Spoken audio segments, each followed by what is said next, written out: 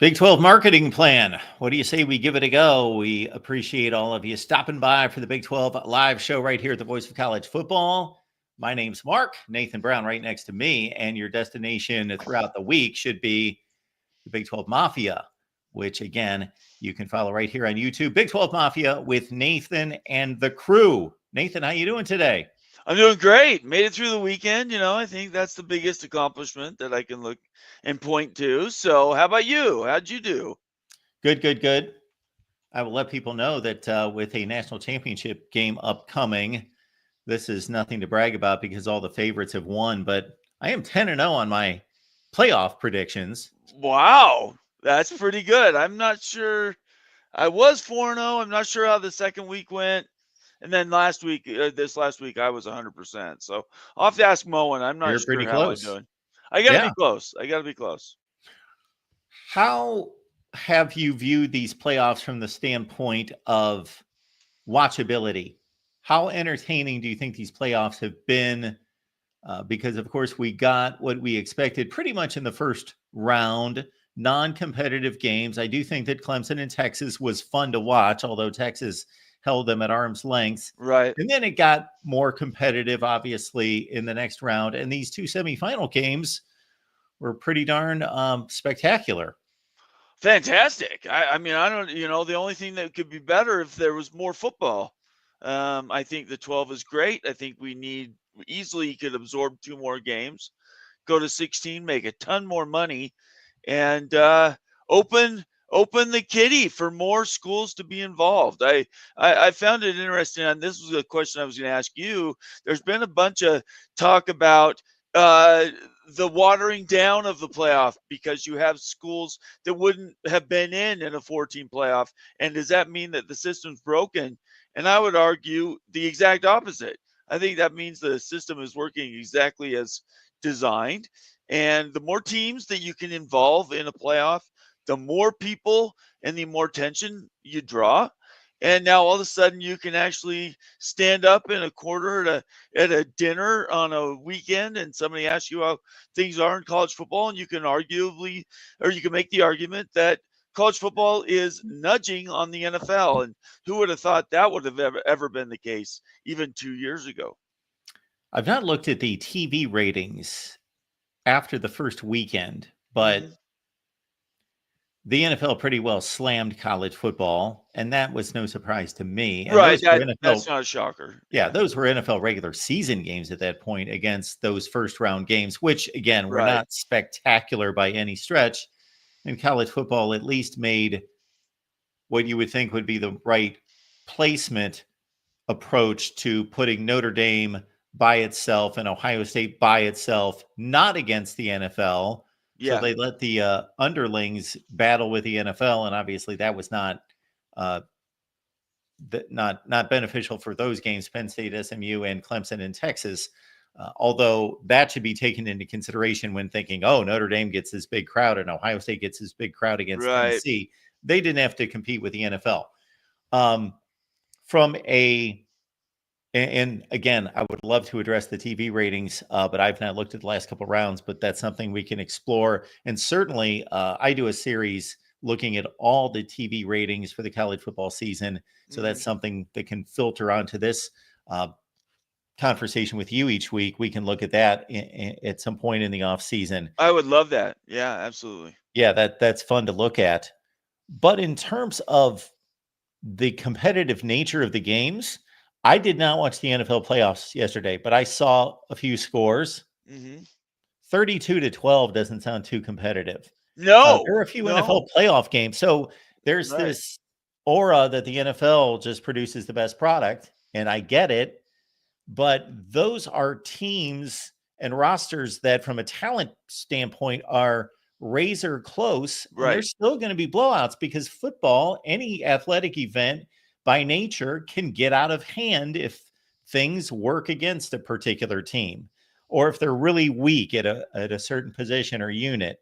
Right. And so are we really surprised we've not been witnessing 52-7 games.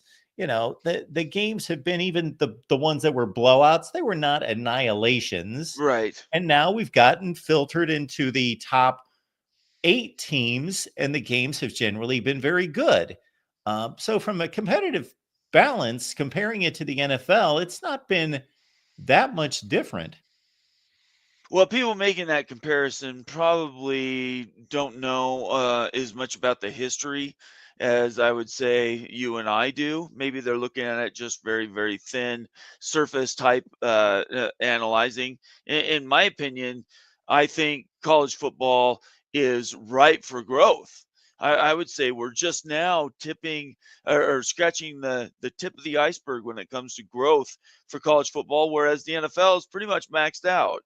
You have these professional sports programs that, like, let's take Seattle. Seattle's my town. It's my city, my team since I was a little kid, and I'm always going to be that, right? That's going to be the professional team I always support. But that number is pretty much topped out. You pretty much know what that viewership is going to look like year to year. Outside of really really bad seasons and extraordinary seasons, everybody pretty much knows what those viewership numbers are going to be. College football is just the tip of the iceberg, with a 12 team and hopefully a 16 team format. You're just bringing in more and more schools and fans that maybe haven't been engaged in years past because they didn't have equal access. So I think the experiment is going to turn out to be marvelous for college football, and it just is going to depend on how do they manage the growth and how do they keep good teams and good fans engaged while at the same time not watering down the product by going too thin in competition. So, give me your best pitch for a 16 team playoff. Is that more, Nathan, from the standpoint of you believe that it's good for the sport from a marketing standpoint, or do you believe that the competitive nature on the field lends itself to teams 13 through 16 are just generally as good as those last couple teams that made it? Right. Obviously, we saw BYU in particular, and you can make a case despite the one game less record in the standings, Ole Miss, South Carolina, Alabama, Right. to possibly vie for a spot. So what's your best pitch for 16 teams? Because this is what I would put it as: the difference between 8 and 16 is a lot more narrow than the difference between 1 and 4. And because of that, the more teams you bring in, the better the games would be. I think you can make an argument that, and this is unfortunate, but my team was not even in the conversation to be an as added, right? Even at 16, they were technically going to be left out. And I think that's really broken because at the end of the season, I think you can make an argument that South Carolina, BYU, maybe you could say Ole Miss, although I question some of their off games throughout the season. But these are the teams that are the hottest going into the playoffs. And I can't remember the last time that the NFL playoffs were held and everybody said, "Oh no, we want the best teams in. We want only blowouts. That means only Pittsburgh and Dallas play every year." That's nobody wants that. And I think you're seeing SEC fatigue. You're more of a Big Ten guy. I would say I'm more of an other, everybody else kind of guy. And in that regard, I think the SEC stranglehold is somewhat gone. And that's where the fear and the lashing out and the really sort of negative recruiting that is going on between the SEC and all the other conferences, because that margin is now shrunk so far that I don't think you can hands down next year say Georgia, no matter what, is going to be the number one team going into the offseason. I don't think you can say that anymore. Those days, in my opinion, are gone until maybe there's a reshuffling again of talent and NIL and how that all sorts out with the transfer portal. But I don't think that's going to be making a change anytime soon. I think where we are today is going to be closer to where we are in 10 years than where we are today compared to where we've come from in the previous 10 years.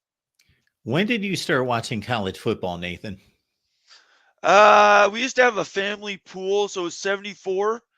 There was a holiday pool, and I was 4 years old, and that was the first year I was able to pick teams.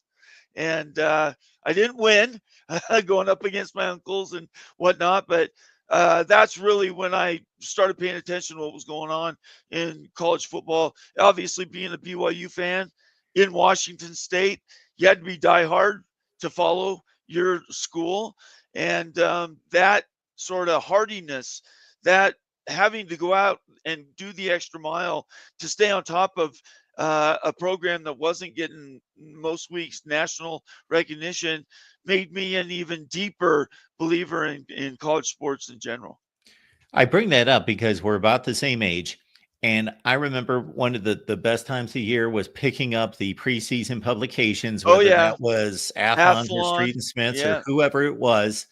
But Sports Illustrated, if yeah, somebody came from this era of college football that we've experienced over the last 11 years in particular, that's the CFP era, where basically Alabama, Georgia, Ohio State, Clemson, Oklahoma, and they kind of tapered off from there, unless I'm yeah, missing somebody. no, Basically, have almost locked down. Like if you would look at preseason magazines, you would see those 4 or 5 schools just sitting in those spots for the last 10 or 11 years. yeah, Okay, you go back to the 80s and pick up a magazine, it was all over the map. It was absolutely. not. It was not. Rare to see Illinois, Georgia Tech pop into a top 10, Hmm. all sorts of schools, all over the place. I've done a look at that and numbered the teams that have popped into a final top 10, and it's just extensive compared to what it's been over the last 10 or 12 years. And so if we return to that, I think that's fun for college football. Oh my gosh. I would argue that you and I were raised in the golden age of college Yeah. sports, and college football specifically, because you had bigger media deals, more exposure nationwide, the regional games, the one off ABC game of the week, national broadcasts were not the norm. And so to be a college football fan, you really had to go out and do the work and stay on top of it. I was a pick the Sunday newspaper up and track my school and track Washington State and BYU, and how many points they scored and who they played against. And that time you and I had to work really hard to be college football fans. Nowadays it's spoon fed, and yeah, I don't think the last 15 years is a good measurement of what college sports is. I think it's the previous 35 years before that.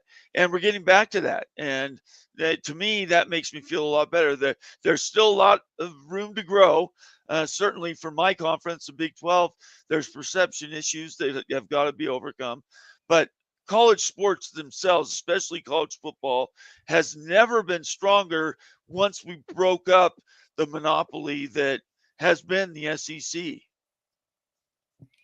So to extend on your 16 team format, which by the way, in 1984, I'm trying to think what year I was in school, I wrote a paper for English, Uh, 16 team college football playoff, and proposed a 16 team did college you football playoff. really? 1984, which That is awesome. obviously that year is near and dear to you. It is, yes, very much. So just to extend on your point, Dave's here and he says 16 team playoffs. You're just eliminating the buys, the first 2 rounds on campus, first round losers eligible for bowls start the week after the championship game. Is there anything you see there that doesn't make sense? I don't see a purpose for a game and then a bowl game. No. I can't see a Teams do reason not want to to do lose a that. playoff game and then go play a bowl game. No, I think No. you've lost all motivation at that Yes. point. That's why you don't have round robin tournaments and other things in college football. It just doesn't make a ton of sense. Obviously, I want more football. Everybody does, but it needs to have a purpose. And those first round games basically function as bowl games. As you well know, you and I pretty much missed this era because I would have to look up exactly when this ended. But there used to be consolation games in the Final Four. Now, come Yeah, on. for basketball, Yes, NIT in specifically. basketball. Yeah. Now, who in the world would want to play a consolation game after you just lost the national semifinal to go to the national championship game and then make them play some game that's completely meaningless? I don't think you would. Yeah. No. Yeah. So none of that. But Dave's here. We appreciate you being here, Dave, as always. Yeah. Welcome to the show, Dave. Make sure you subscribe. And so, Nathan, let's talk Texas. Okay. And before somebody jumps up and says, Mark, what are you bringing up Texas for? You missed the memo. They're in the SEC. From this standpoint, I'm going to go in two different directions that are the opposite ends of the spectrum, in which I don't agree with either one. Okay. Simply saying Texas is in the SEC, the Big 12. This is no reflection on the Big 12. Texas is in the SEC now. Right. That's Texas. They're an SEC member. Big 12 should take no pride or connection, or we can draw no conclusions from that. Other end of the spectrum, I see people out there basically, they put the SEC in quotes, or they say Texas is a Big 12 school still, or they're a Big 12 team. So this is basically, so I see both ends of the spectrum. I think we're somewhere in the middle where officially, technically, Texas is an SEC football team. Therefore, the credit goes to the SEC. Right. But obviously, these players, this program, this coach just left the Big 12. Mm-hmm. And therefore, we can look at a team that is very similar in quality to the team that played in the Big 12 last year. Yeah. And even though they won the championship, and people focus on the championship game in which they stomped Oklahoma State, they didn't just roll to a Big 12 championship with no problem. Right. Kansas State took them to overtime. Houston took them to a just dramatic game down to the wire. Other teams played them well. Sure, they were the best team in the Big 12, but it's, to me, a good reflection on the Big 12 that Texas has stepped out of the Big 12. Of course, Oklahoma has as well, to not the same degree of success, but Texas has stepped out of the conference, almost won the SEC, had the best record in the SEC, and performed the best in the playoff. Yeah, I think it's silly. Anybody that wants to bifurcate Texas from the history of the Big 12, correct me if I'm wrong, but Texas has had every year top 5 recruiting classes for decades. So the same players that were recruited 2 years ago to play in the Big 12 are the same players essentially that took him to the next year in the SEC. So it's ludicrous to say you switched your address essentially, and now all of a sudden you've elevated to this next greatest brand, and that's ridiculous. Texas is already a top brand. They're already a top 5, top 10 at the worst recruiting class every year. So it's silly to say that the same school that competed and wasn't undefeated in a Big 12 conference last year, this year goes through and does pretty well in the SEC, does lose a couple games that probably they shouldn't have during the season, and then turn around and don't play super great in the second game in the playoff. And that team is way separate from any team that's currently in the Big 12. It's ridiculous. It's a stupid argument. And I think you can make the same thing with all the schools that moved up. Arizona moved into the Big 12, is doing better. Oregon came in and dominated the Big 10. And SMU to the, I think what this is proving, Mark, is stuff that you and I have probably been saying for a while. And that is the difference between the best teams and the worst teams in college football is a lot closer than people might have otherwise assumed. The teams that people thought would be blown out last year, Arizona State, BYU, ended up being the top 2 teams in the Big 12 this year. Oklahoma State and Utah were supposed to dominate, and between them had 3 conference wins. So it's ridiculous. In fact, it's only 2 conference wins. It's ridiculous and asinine to say there's this huge separation in these conferences. And it's every day I wake up, it's in my mission statement to go out and proselytize to say the Big 12 is that great conference. Every team every year can compete, and we need more respect. And I think the ACC needs more respect. And I think the Big 10 and the SEC's stranglehold on this thing, while from a money standpoint is true and valid, from a competition standpoint, I think we're disproving that idea. It certainly would be interesting if we could flood the tournament with just as many Big 12 teams. I don't know about the ACC this particular year, but Right.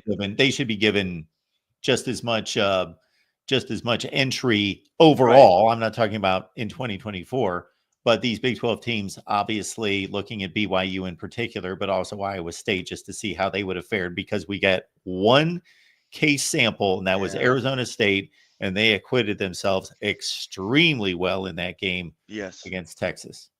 Yeah, I don't even think there's a question about the competition level is so much more rich in the Big 12 because you do have the separation from 1 to 16 is so small versus you go to a Big 10. What are you, 5, 6 teams deep at the best? The SEC this year was 2, 3, and then you get really middling, 9 and 3. And I know I don't care what Lane Kiffin says or how many times he says it. Just because Ole Miss came in and beat up on a backup in a bowl game does not make them world beaters, having lost to Kentucky, for instance. So I just think it's ludicrous. And somehow, some way, there needs to be a breakthrough, a watershed moment to sort of tear down the old edifice and move along. I know we did some good work in that regard this year, but there's still work to be done. As we have people filtering in right now, just keep into consideration we started here about 20-25 minutes ago, so you can always go back and watch what you missed as soon as we're done here at the Voice of College Football, our Big 12 show. We do this every Monday, 2 Yep. p.m. Eastern Time, 1 p.m. Central. Now, if I would have said that 10 years ago, I would have been encapsulating basically the entire Big 12 by saying Central Time, but now it doesn't matter. They're all over the place. That's true. Yes, you're But right. most Big 12 fans, Central Time, so 1 p.m. Central Time for all of you. Right. And we get together with Nathan from Big 12 Mafia. And so before we continue, Nathan, what's going on at Big 12 Mafia these days? We're getting ready to turn the page as soon as these playoff games are done. The last playoff game, championship game, is done. We immediately jump in both feet into off-season news.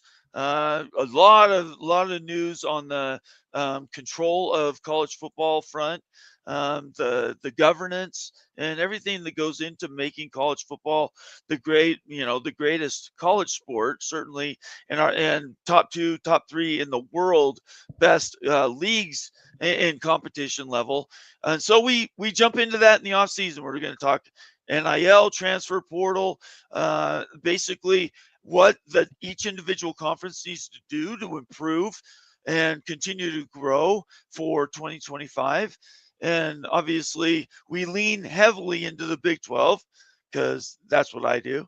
But this year, we're going to jump a lot more into the ACC.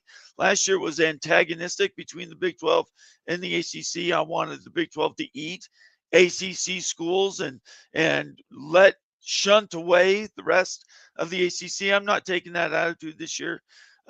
Both conferences were slighted in this last offseason, and I want to work towards changing that perception. So that's what we're going to be doing this offseason.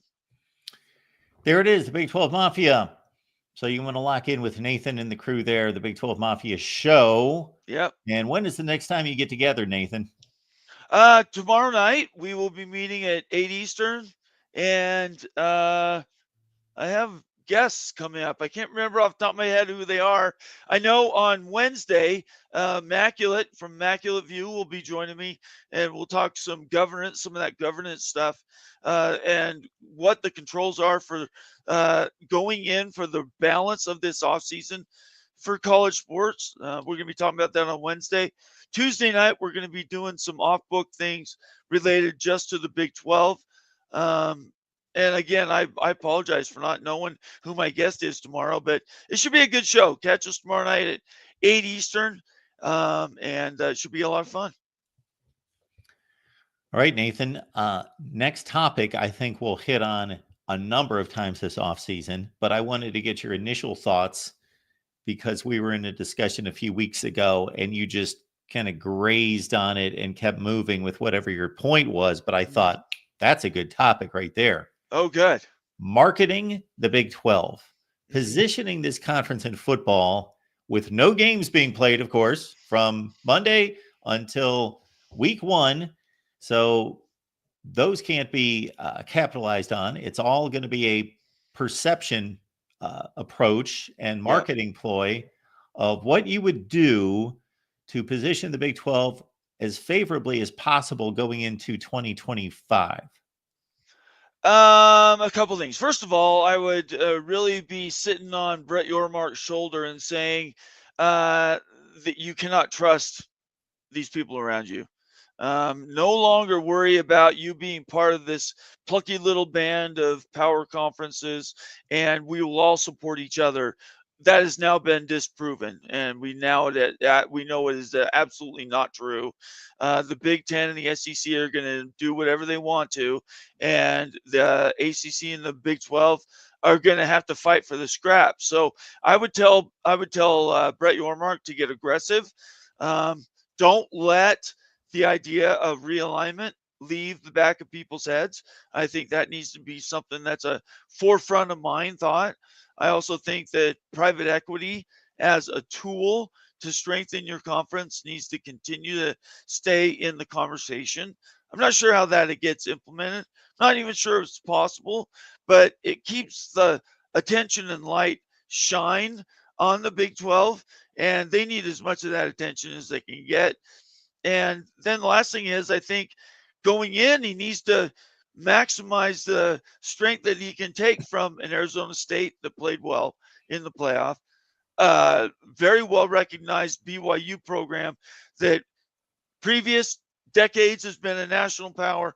Bring that back to the forefront for the conference and lean into that and say, look, these are the brands. If you want to complain about the Big 12 not having brands, here's 2 or 3 or 4 brands that we can anchor and lean into for the advertising standpoint, and give something that people can identify with.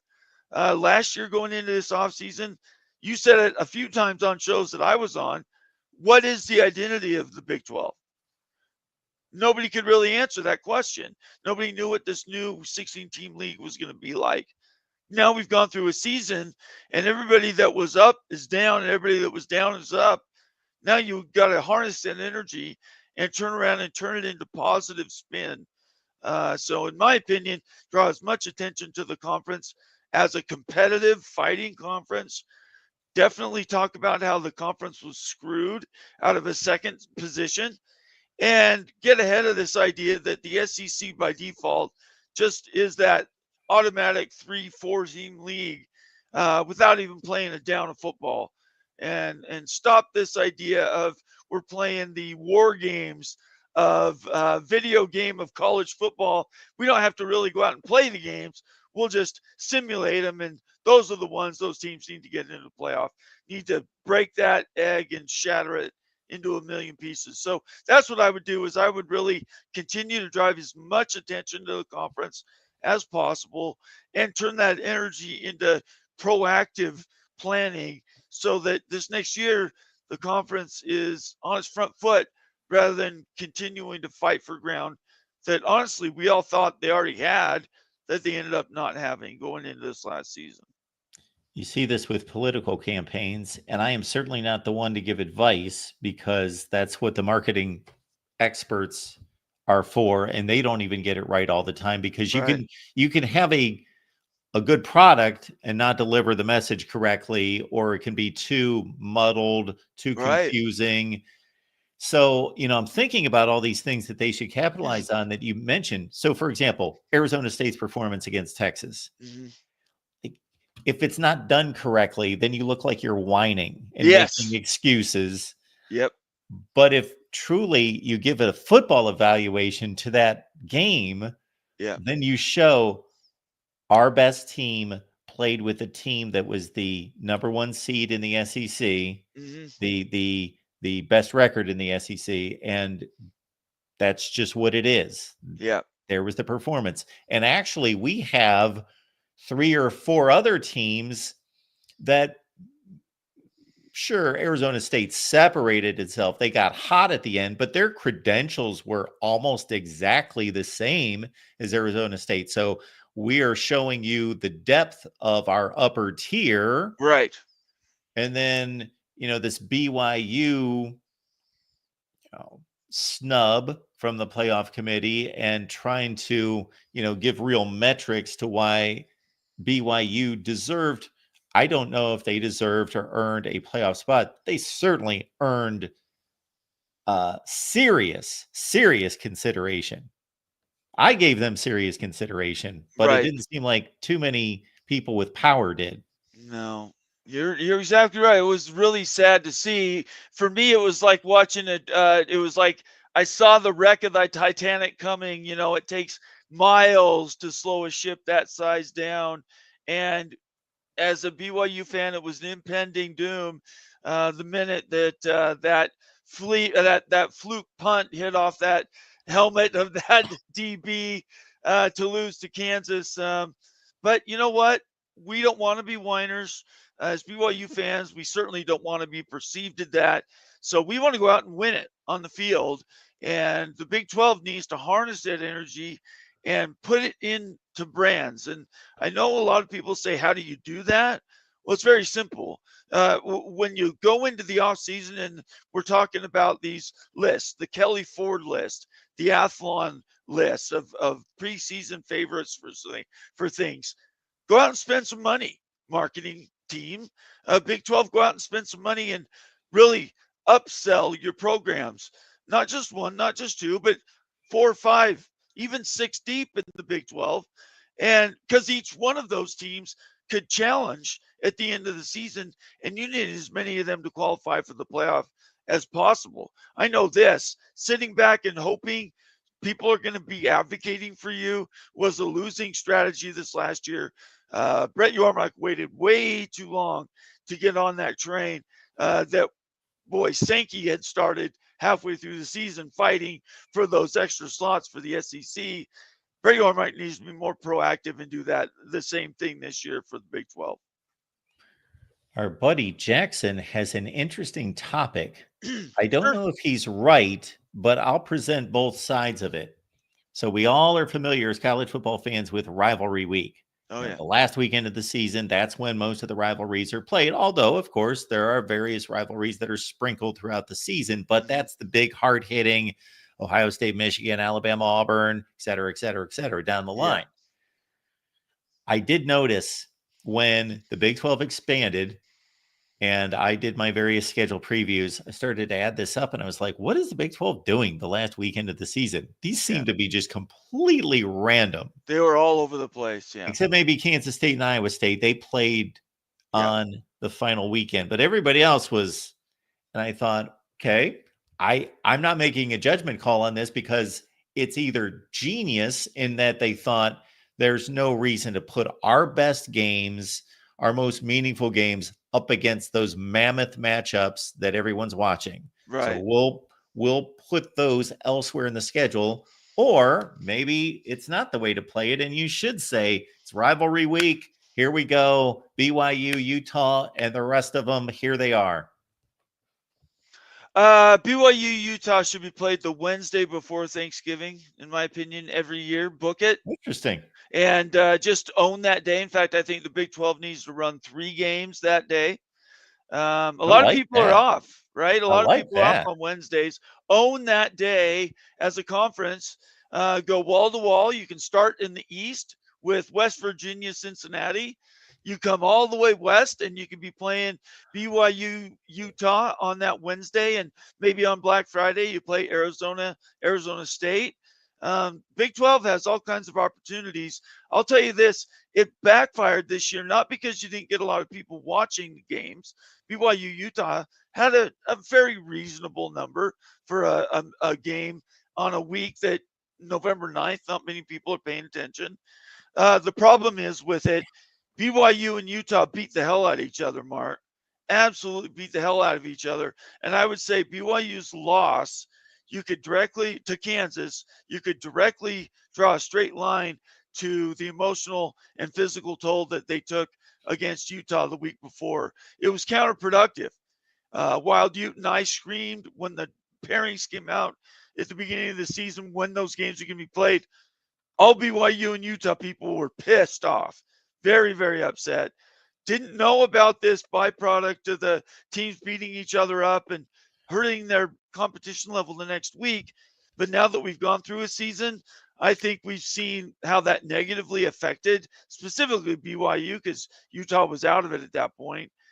And how important would that have been to have that game at the end of the year without any ramifications for the next week, outside of qualifying for the playoff for the conference, and how much stronger of a program BYU would have had. I would make an argument that if Kansas had been in Utah's spot after that bye week, they beat Kansas, and especially at home at night.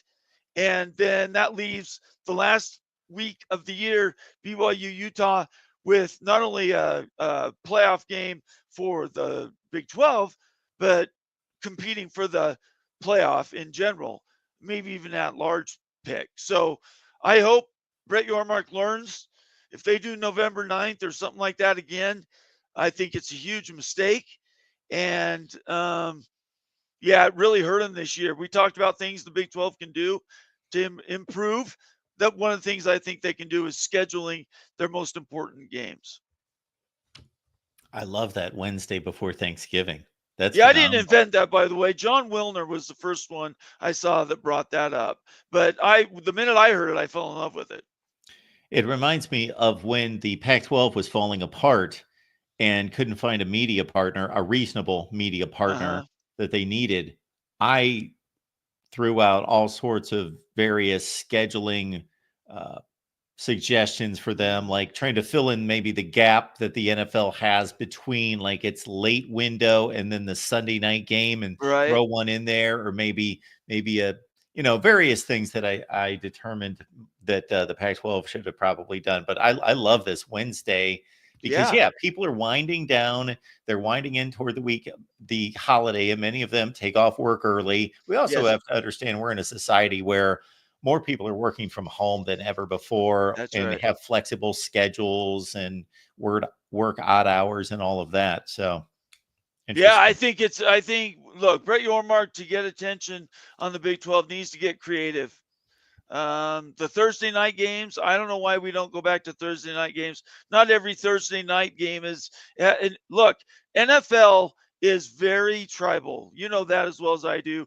If I'm a Seahawks fan, Seahawks aren't playing a Thursday night game unless it involves San Francisco, the Rams, or Cardinals. I'm not watching that game. I don't care because it really doesn't dictate where they end up in the playoff generally. So why do we just let the NFL own that time from a big conference standpoint? I realize why AAC or Pac-12, they don't have as much on the line as a power conference does, but I think Brett Yormark needs to get really, really creative with schedules, and that last week needs to be Utah BYU, and that Wednesday night, that Wednesday day, top to bottom, needs to be Big 12 owned. The Big 12 has been the best basketball conference here for a few years. Is that holding true this year? I think you can make an argument the SEC's quite a bit better. The Big 12 has, I mean, look, BYU is expected to be much better than they're 1-2 in conference, or 1-3. Very disappointing to start the season. Where we are in March is we're a ways from there, right?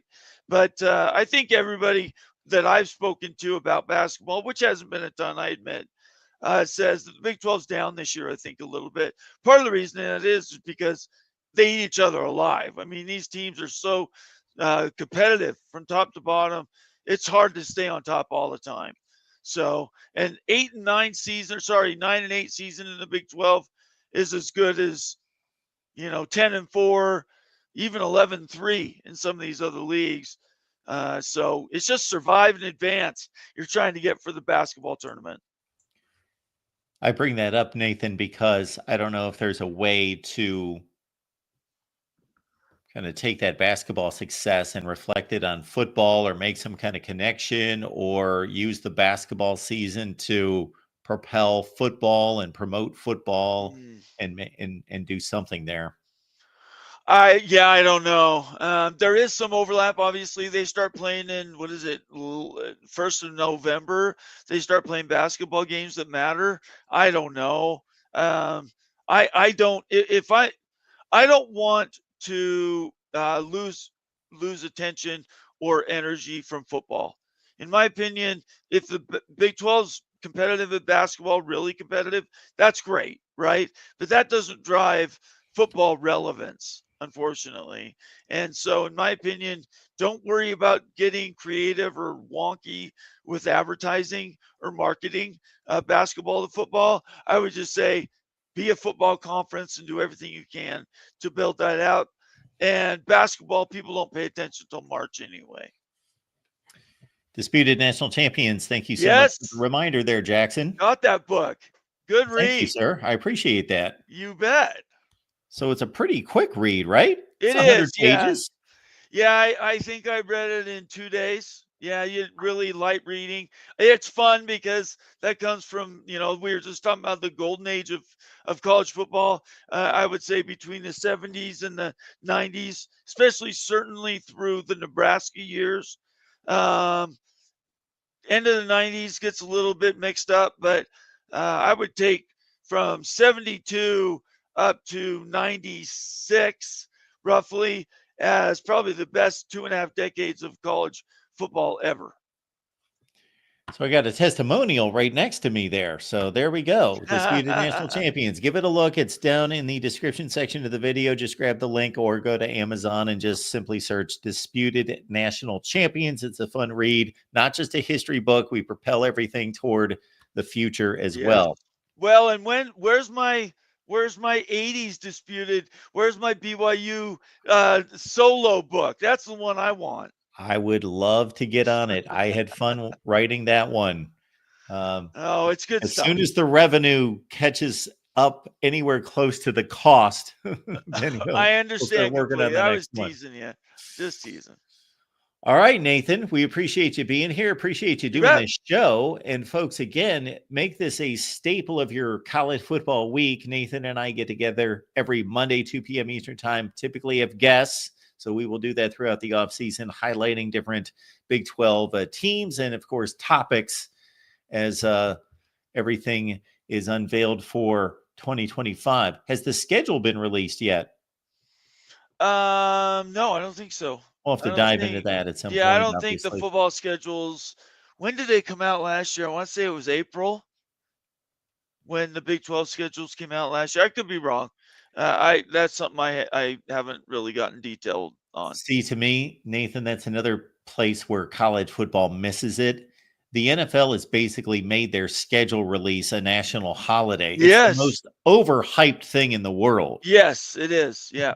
If you know anything about the way the NFL is structured in regards to the formulation of the schedule, you already know 80% of the schedule before it comes out. Just pick a team and I could fill out 13 of their 17 games. It's just about where they're Right. going to play, what network, is it going to be a Monday night game, et cetera, et cetera. And they Yeah. make almost a national holiday out of it. I would do the same thing if I was college football.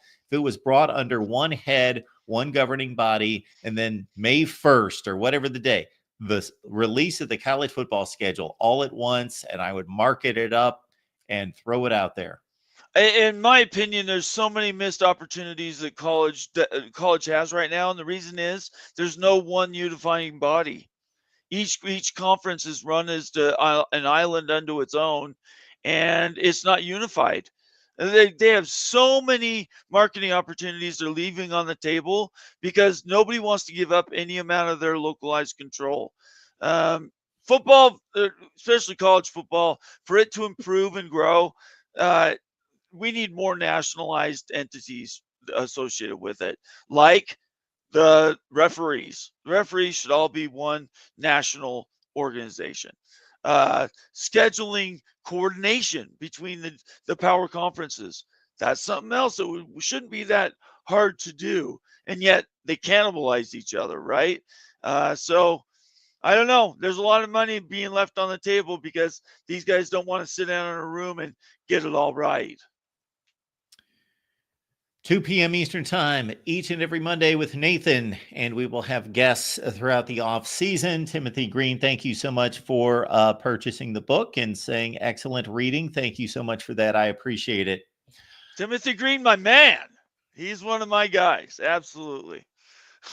Nathan, thank you so much for being here. It's always great to get together with you and get your insight on the Big 12. No, thank you, Mark. Appreciate it. We will see you next Monday. Peace out.